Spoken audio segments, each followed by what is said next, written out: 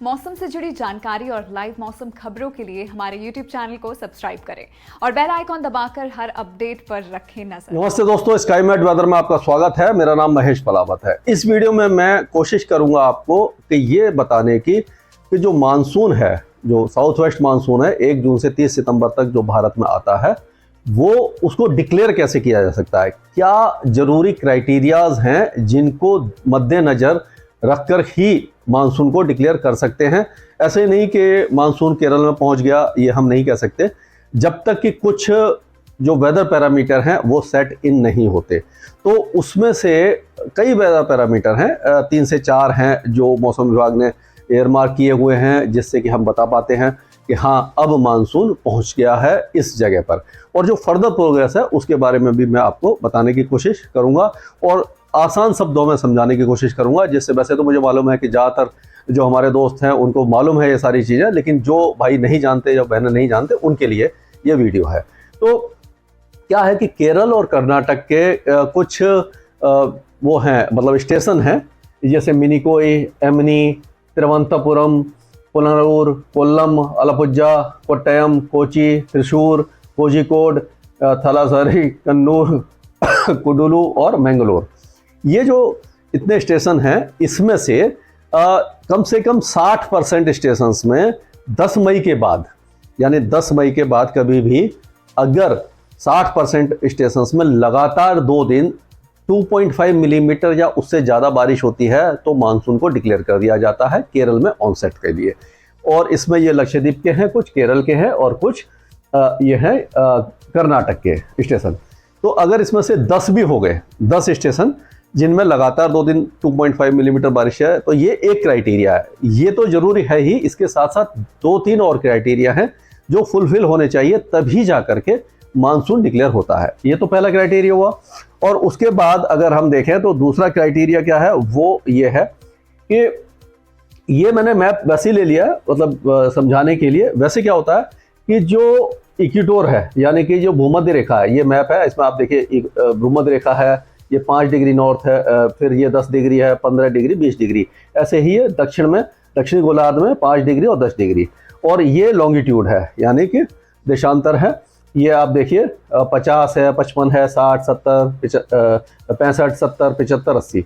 तो भूमध्य रेखा से लेकर के 10 डिग्री लैटिट्यूड तक, और ये तो इतना एरिया, और 55 से लेकर के 80 डिग्री लॉन्गिट्यूड तक, ये जो एक ट्रायंगल बनता है, इसके बीच में जो हवाएं हैं 600 हेक्टापास्कल, यानी कि इसको, ये जो हम इसको प्रेशर से नापते हैं हाइट को, तो 600 का मतलब है हेक्टापास्कल का लगभग 15,000 फीट तक एटमॉस्फेयर में, जमीन से 15,000 फीट तक जो हवाएं हैं वो पश्चिमी होनी चाहिए।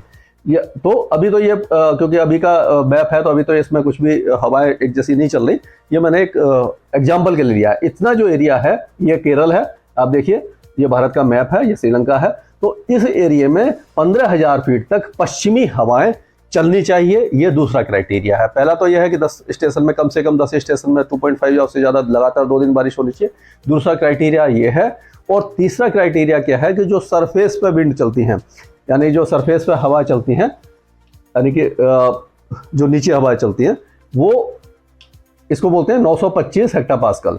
इसमें 15 से 20 नॉट प्रति घंटा की रफ्तार से, यानी कि ये लगा लीजिए आप 30 से 40 किलोमीटर प्रति घंटा की रफ्तार से हवाएं चलनी चाहिए। ये 5 डिग्री से लेकर के और ये 10 डिग्री तक है, और यहाँ से 70 से लेकर के 80 डिग्री, यानी कि लॉन्गिट्यूड है वो तो इक्वेटर से था, ये 5 से लेकर के 10 है, और ये 70 से 80। ये जो कोष्ठक बनता है, यानी ट्रायंगल या रेक्टेंगल बनता है, इसमें हवाएं जो हैं निचले स्तर पर 15 से 20 नॉट या 30 से 40 किलोमीटर प्रति घंटा की होनी चाहिए। ये 3 क्राइटेरिया हुए।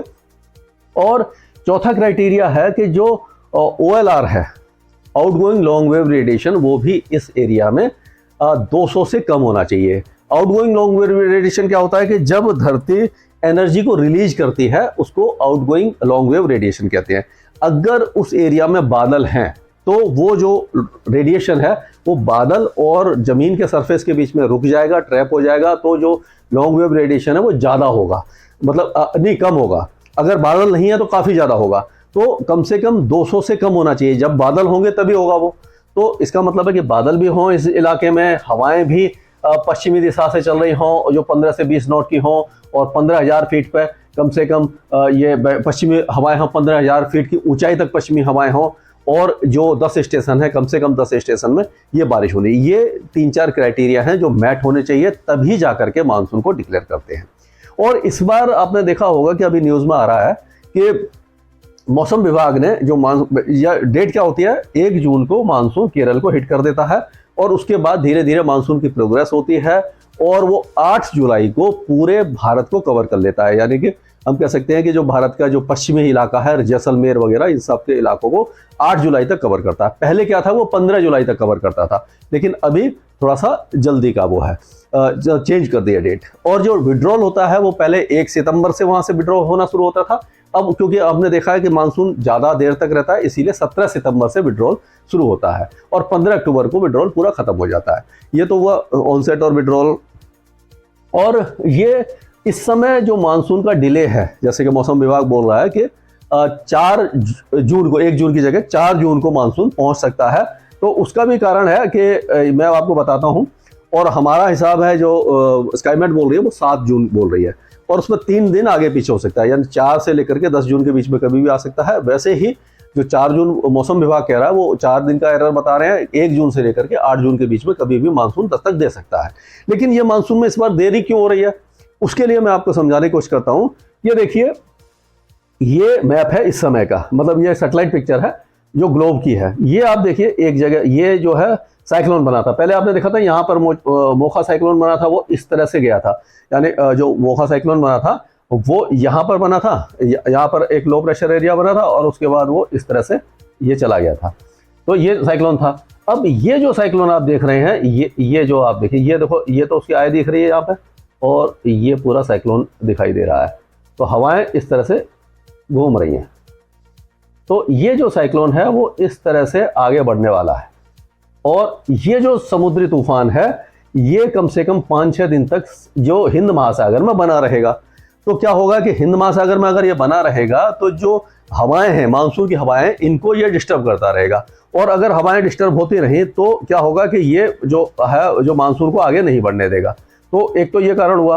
और जो हवाएं हैं वो कैसे चलती हैं, क्योंकि ये तो है इक्वेटोर है, यानी कि भूमध्य रेखा है, इस यहाँ पर हवाएं इस तरह से चलती हैं, और ये मेडागास्कर है या अफ्रीका है, मेडागास्कर से इस तरह से टर्न करती हैं, और फिर ये साउथ वेस्ट मानसून की तरह ये यहाँ पर पहुँचती हैं।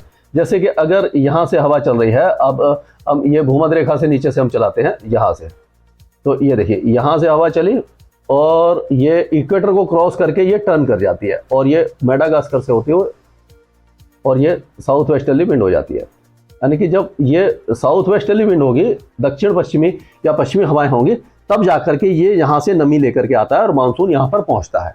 लेकिन क्योंकि ये जो साइक्लोन है ये बना हुआ है, तो ये हवाओं को डिस्टर्ब किए हुए है, तो ये इसको अभी फिलहाल सेट नहीं होने देगा। एक तो ये क्राइटेरिया है, बहुत बड़ा क्राइटेरिया है ये। और अगर ये मानसून की हवाएं सेट नहीं होती हैं तो इसका भी ये यही देखने को मिलेगा कि ये मानसून जल्दी नहीं पहुंचेगा।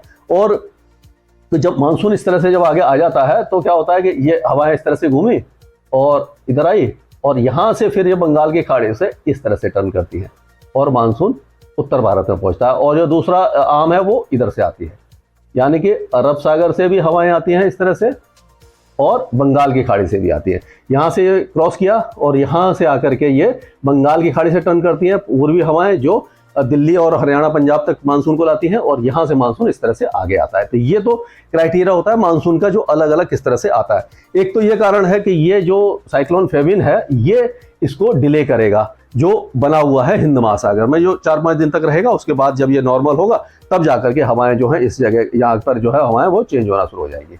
अब क्या होगा कि ये दूसरा एक और क्राइटेरिया है, वो है ये आप देखिए, ये एंटी साइक्लोन बना हुआ है। ये अभी का पिक्चर है, इसमें आप देखिए ये एंटी साइक्लोन घड़ी की दिशा में घूम रही हवाएं। जैसे मैंने बताया था कि हवाएं यहाँ से आकर के यूं घूमेंगी, लेकिन हवाएं ये इसको इस साइड फेंक रहा है हवाओं को।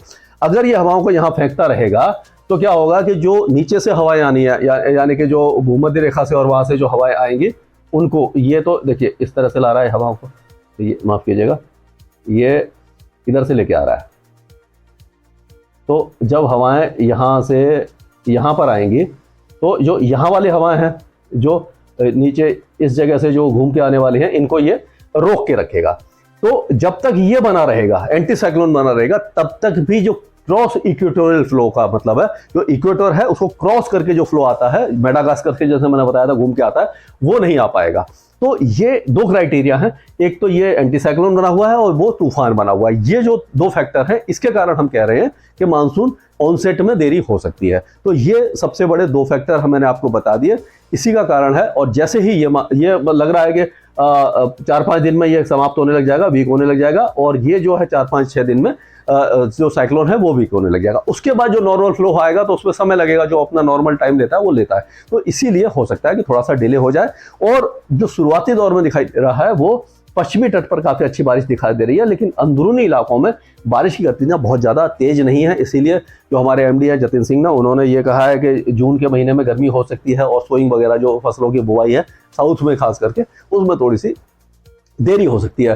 तो और जैसे हमने बताया कि मानसून थोड़ा सा कमजोर रह सकता है, इसीलिए किसान भाइयों को यही सलाह है कि जो कम पानी लेती हैं उन फसलों की तरफ इस बार जाएं, इस साल जाएं, तो ज़्यादा फायदा करेगा। और अगले साल फिर अगर मानसून अच्छा हो जाता है, अल नीनो कमज़ोर हो जाता है, तो फिर मानसून अच्छा होगा, फिर आप नॉर्मल फसलों पे जा सकते हैं। ये मेरा सुझाव है। मुझे वैसे जानकारी नहीं है किसी की बहुत ज़्यादा, मौसम के बारे में आपको सलाह दे सकता हूँ। तो ये आप देखते रहिए, और इस तरह का जो वीडियो है मैं कोशिश करूँगा जो वेदर सेट करके इस तरह का वीडियो बनाऊँ, जिससे कि ज़्यादा से ज़्यादा लोगों को जानकारी मिल सके।